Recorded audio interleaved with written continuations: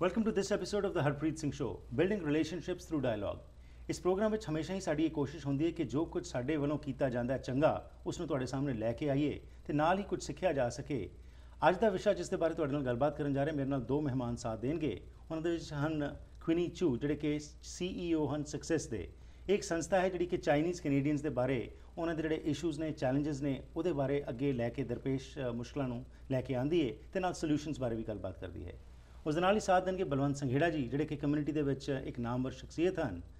ਅੱਜ ਦਾ ਵਿਸ਼ਾ ਜਿਸ ਦੇ ਬਾਰੇ ਅਸੀਂ ਸਾਂਝ ਪਾਉਣ ਜਾ ਰਹੇ ਹਾਂ ਕਿ ਸਾਡੇ ਬਜ਼ੁਰਗਾਂ ਵੱਲੋਂ ਬਹੁਤ ਸਾਰੀ ਜਦੋਜਹਿਦ ਕੀਤੀ ਗਈ, ਜਿਸ ਦੇ ਕਾਰਨ ਅੱਜ ਅਸੀਂ ਉਸ ਦਾ ਆਨੰਦ ਮਾਣ ਰਹੇ ਹਾਂ। ਕਿਹੜੇ ਉਹ ਚੈਲੰਜਸ, ਕਿਹੜੀ ਉਹ ਅਚੀਵਮੈਂਟ ਸੀ ਤੇ ਖਾਸ ਤੌਰ ਤੇ ਸਾਨੂੰ ਕੀ ਸਿੱਖਣ ਦੀ ਲੋੜ ਹੈ, ਉਸ ਬਾਰੇ ਅੱਜ ਗੱਲਬਾਤ ਕਰਾਂਗੇ। ਗੱਲਬਾਤ ਹੋਏਗੀ ਅੰਗਰੇਜ਼ੀ ਵਿੱਚ ਤਾਂ ਕਿ ਦੋਨੋਂ ਹੀ ਮਹਿਮਾਨ ਜਿਹੜੇ ਹਨ ਉਹ ਸਮਝ ਸਕਣ, ਅਤੇ ਉਸ ਤੋਂ ਬਾਅਦ ਮੈਂ ਸਮਾਂ ਪੰਜਾਬੀ ਵਿੱਚ ਜ਼ਰੂਰ ਕਰਾਂਗਾ ਕਿ ਇਹ ਕੀ ਕਹਿੰਦੇ ਪਏ ਨੇ। ਸੋ ਆਓ ਸਵਾਗਤ ਕਰਦੇ ਹਾਂ ਅੱਜ ਦੇ ਦੋਨਾਂ ਮਹਿਮਾਨਾਂ ਦਾ। Ji Anand ji, welcome to the programme. Thank you. Thank you. So Queenie, a little bit about yourself. You are the CEO of Success. So how long you have been associated with this organization, and what are you trying to do in this organization? Well, first of all, I'm very glad to be on your show. Thank you. And I've been as a CEO of Success since last year in August. And what am I doing here for Success? Really to provide that leadership in order to, advance the goals and mandates of Success, which is a multicultural organization to help newcomers to get settled in Canada. Right. And we also, at the same time, we also have another two core services. One is housing, and the other one is seniors care. Right. Oh, that's wonderful. So Sangheda sahab, जिस तरह जो गलबात हो रही है आज उस which I'll, because she understands, so we'll talk in English only. That'll be better. So when we talk about the contributions of the Indo-Canadian seniors in this country, there's tremendous contribution because of which today we are enjoying all the benefit. Definitely. So if you could take us into this journey and tell us about Gadri Babas and others also who have contributed a lot to this country. Our community's arrival in Canada started in 1880s. Right. And it was Golden BC. They came to Golden BC first. Okay. And they even built a Gurdwara there. And in 1927, they were all working in a mill, sawmill. Most of them had come through the states, from the states around Columbia River, as main route. In 1927, the mill burnt down. Okay. Then they moved, some of them moved back to the states, to Oregon, Washington, some came to Vancouver. Right. So that was the first wave of our pioneers. The second wave was in 1897, when Queen Victoria had a Diamond Jubilee. Right. And she invited 6 soldiers from India, Right. from the Punjab, to take part in the celebration. So they came to the celebration. After the celebration, they decided to visit Canada. Right. So they came by steamship from London to Montreal. Then they took CP Rail. The train, the rail was finished in 1885. Then they came to Vancouver. From here, some of them, I understand, stayed. Not many, but most of them went back. Right. Then the word in the villages spread. Oh, Canada is a beautiful country, and there are also good job prospects. So then our pioneers started coming to Canada in 1902, 1903, 1904. Right. That by the end of 1907, there are 5,317 Indians living in Canada. Okay. In BC mostly. Right. So that was the time when the wave started and people started immigrating to Canada. That's right. All right, and we'll talk in details about the conditions which were prevailing over there. But let's listen a little bit about how Sure. the Chinese people started coming over here. Yes. Back in 1883, actually, all across Canada, we have about 2,000 gold miners. Okay. And now of the 2,000 gold miners, 1,500 are Chinese. Okay. Okay, and these people are being paid at a lower, much half of the wages of their counterparts, white counterparts. And they live in the conditions that are substandards. And so that was the first pioneer of the Chinese came because of the gold rush. Right. And then subsequently in between 1881 to 1885, there was another 17,000 Chinese influx to Canada because of the Canadian Pacific Railway. Right. So these people came from China again to help build the BC portion of the railway. Right. And again, they were paid half as their white counterparts. Right. And they also have to pay board and lodgings in order to live in the province of BC. Right.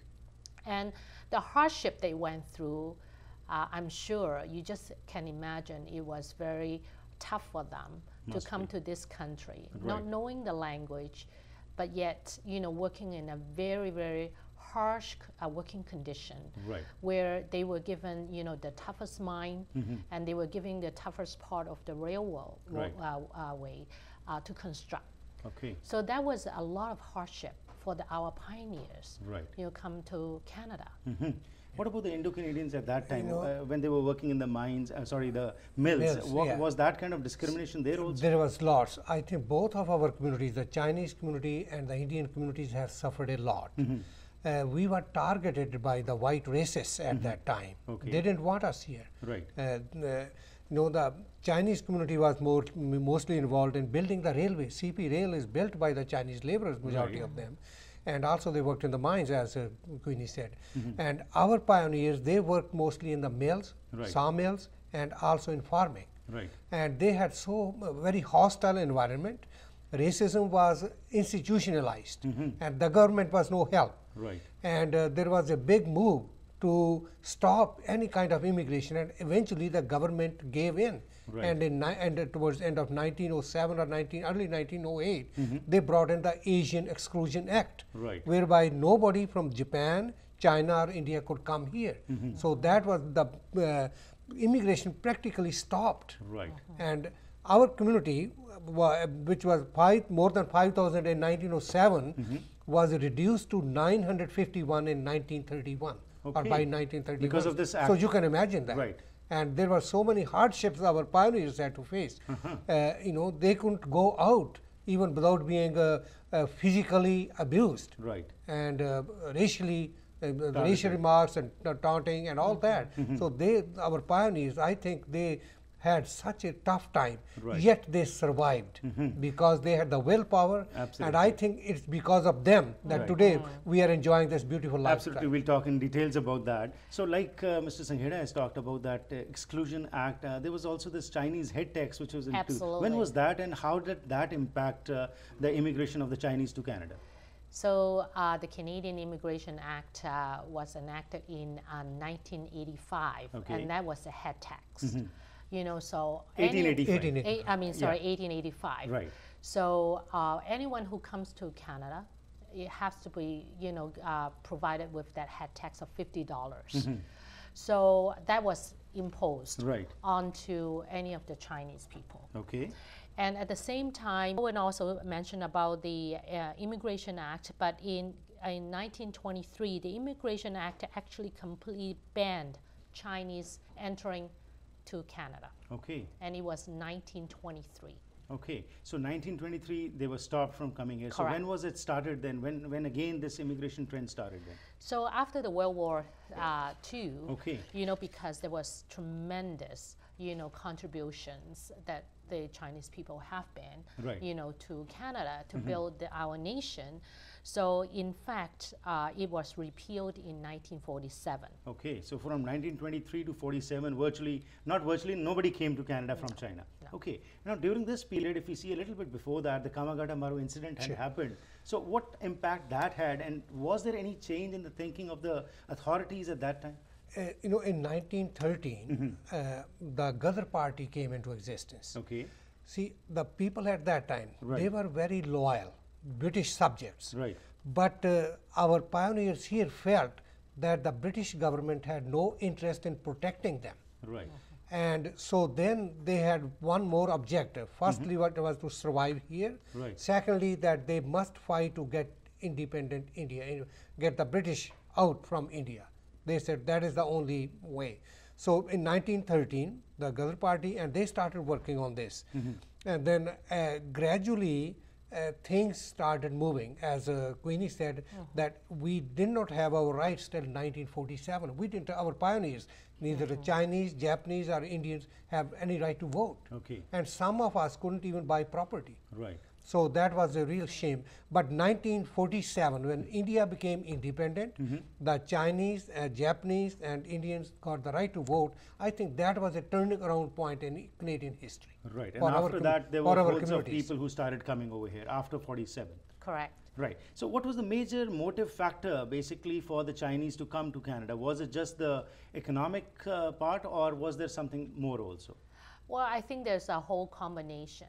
I think that, certainly for the Chinese people, they feel that, if they can settle in a new country where their children and the children to come would really be able to enjoy the life and actually, establish a good quality of life, good education for their Right. children and offspring.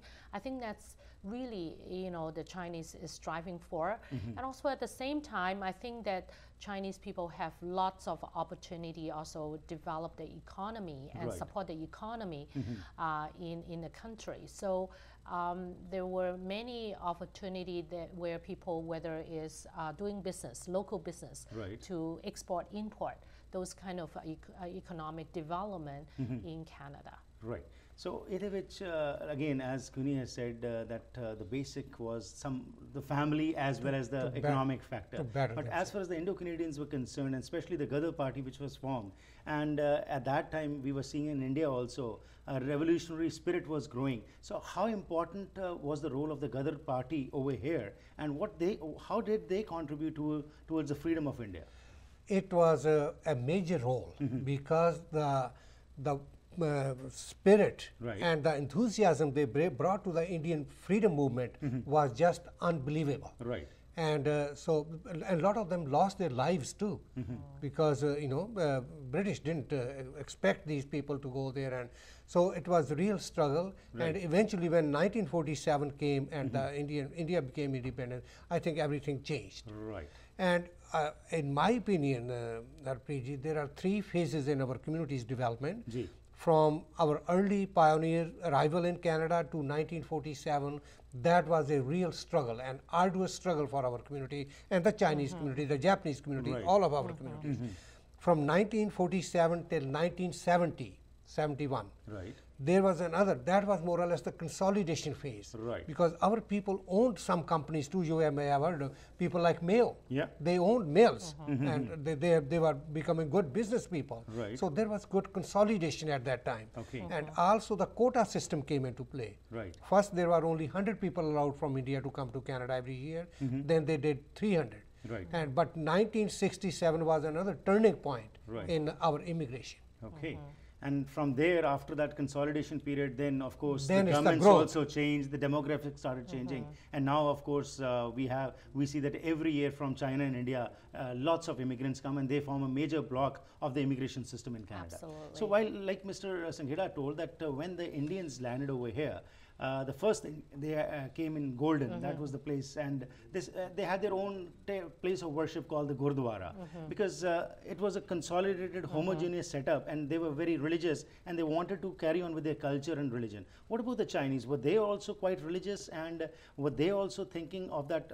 Were they homogeneous, and also were they thinking spiritually and trying to bring their culture here? Okay, so the first Chinatown actually started in Victoria. Okay. Okay, so and then of course people get settled in Vancouver, and Right. that's how the Chinatown also got started as well there. And certainly, we are very culturally diverse in terms of also the religions.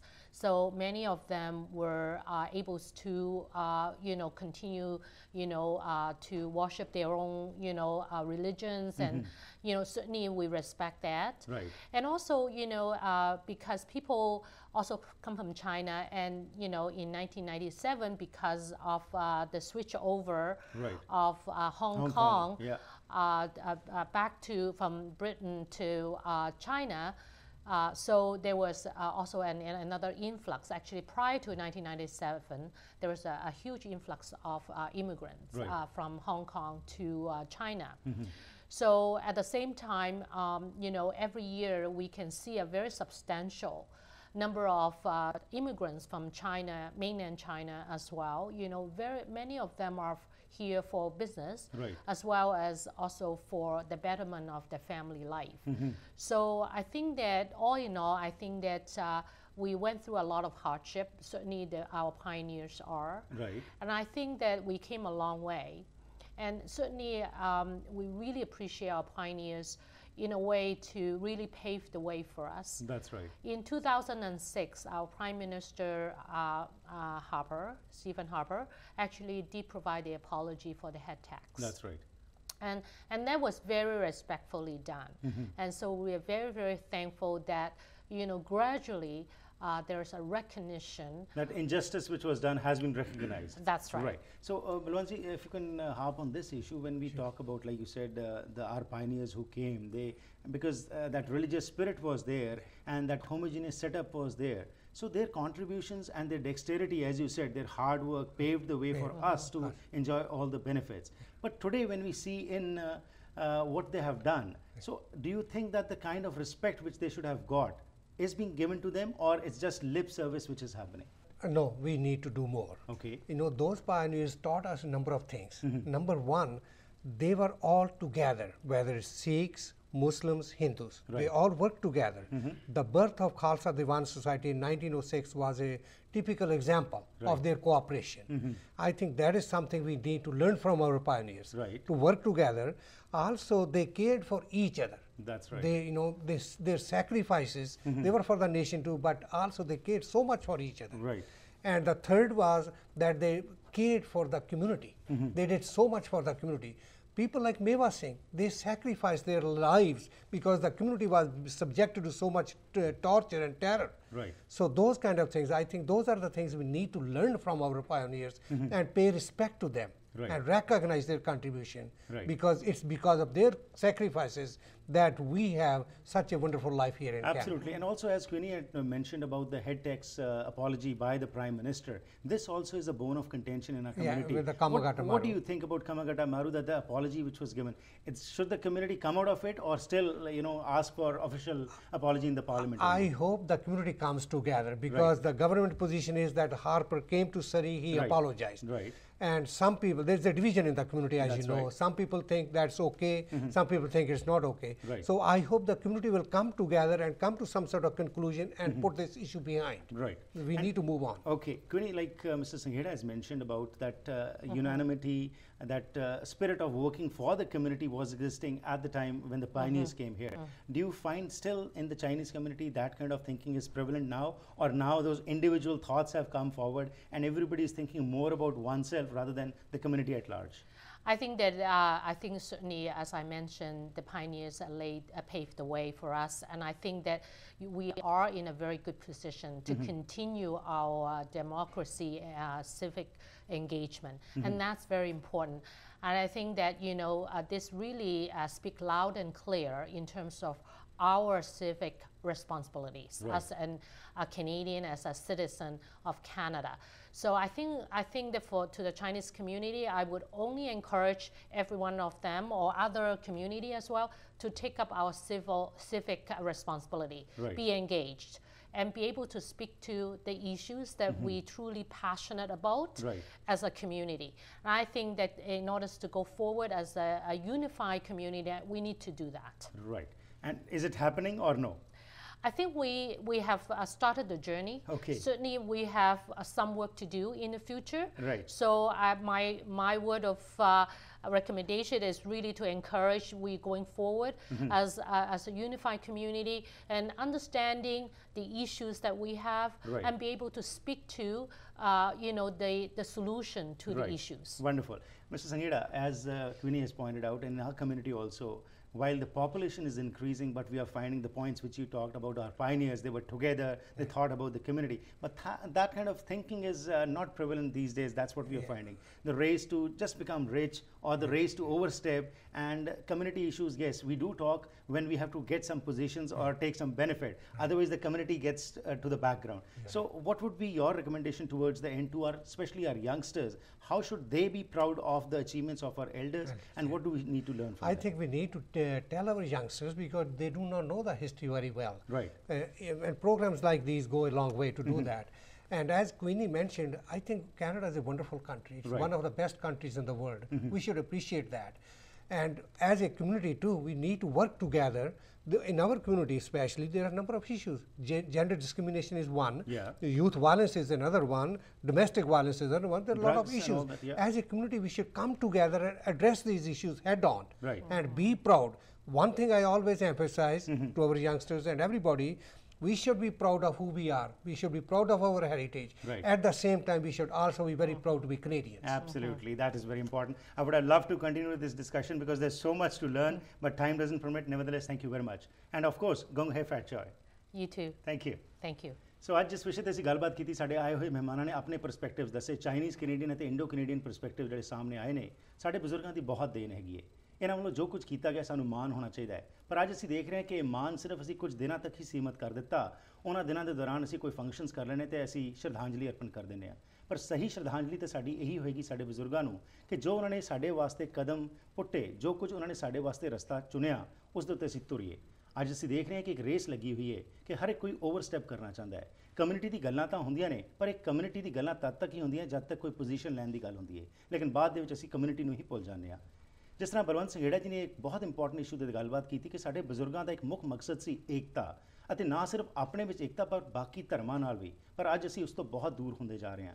ਇਸ ਵਾਸਤੇ ਆਓ ਯਤਨ ਕਰੀਏ ਕਿ ਜੋ ਮਾਰਗਦਰਸ਼ਕ ਸਾਡੇ ਬਜ਼ੁਰਗ ਸਨ, ਉਹਨਾਂ 'ਚੋਂ ਅਸੀਂ ਸਿੱਖ ਸਕੀਏ ਕੁਝ, ਅਤੇ ਜੋ ਚਾਈਨੀਜ਼ ਕੈਨੇਡੀਅਨਸ ਦੀ ਵੀ ਕੰਟਰੀਬਿਊਸ਼ਨ ਹੈਗੀ ਹੈ, ਕਿਉਂਕਿ ਹਰ ਇੱਕ ਬਜ਼ੁਰਗ ਦਾ ਇਹੀ ਮਕਸਦ ਸੀ ਕਿ ਫਾਈਨੈਂਸ਼ੀਅਲੀ ਬੈਟਰਮੈਂਟ ਵਾਸਤੇ ਤਾਂ ਇੱਥੇ ਆਏ ਸਨ, ਲੇਕਿਨ ਨਾਲ ਉਸਦੇ ਬਾਅਦ ਦੇ ਵਿੱਚ ਉਹਨਾਂ ਦਾ ਇਹੀ ਮਕਸਦ ਸੀ ਸਾਡਾ ਕੈਨੇਡਾ ਜੋ ਹੈ ਇਹ ਹੋਰ ਤਰੱਕੀ ਕਰੇ। ਸੋ ਆਓ ਇਸ ਵਿੱਚੋਂ ਅਸੀਂ ਅੱਜ ਦਾ ਇਹ ਜੋ ਪ੍ਰੋਗਰਾਮ ਹੈ ਕੁਝ ਸਿੱਖੀਏ, ਅਤੇ ਸਹੀ ਸ਼ਰਧਾਂਜਲੀ ਇਹੀ ਹੋਏਗੀ ਸਾਡੇ ਬਜ਼ੁਰਗਾਂ ਨੂੰ ਕਿ ਅਸੀਂ ਉਹਨਾਂ ਵੱਲੋਂ ਦੱਸੇ ਹੋਏ ਰਸਤੇ 'ਤੇ ਤੁਰਨਾ ਸ਼ੁਰੂ ਕਰੀਏ।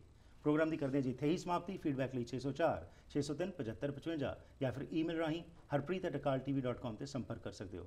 ਵੈਸੇ ਤੁਹਾਡਾ ਮੇਰਾ ਸਾਥ ਹਰ ਰੋਜ਼ ਜੋਏ TV 10 ਦੇ ਉੱਤੇ ਹੁੰਦਾ ਹੈ, ਜਿਸ ਵਿੱਚ ਕਿ ਮਹੱਤਵਪੂਰਨ ਵਿਸ਼ਿਆਂ ਦੇ ਉੱਤੇ ਸਾਂਝ ਪਾਉਂਦੇ ਹਾਂ। ਸੋ ਜ਼ਰੂਰ ਆਪਣੀ ਫੀਡਬੈਕ ਦਿਆ ਕਰੋ, ਕਿਉਂਕਿ ਫੀਡਬੈਕ ਦੇ ਨਾਲ ਹੀ ਅਸੀਂ ਹੋਰ ਬਿਹਤਰ ਪ੍ਰੋਗਰਾਮ ਲਿਆ ਸਕਦੇ ਹਾਂ। ਸੋ ਅਗਲੇ ਹਫਤੇ ਫਿਰ ਮੁਲਾਕਾਤ ਕਰਾਂਗੇ। ਤਦ ਤੱਕ ਗੁੱਡ ਬਾਏ।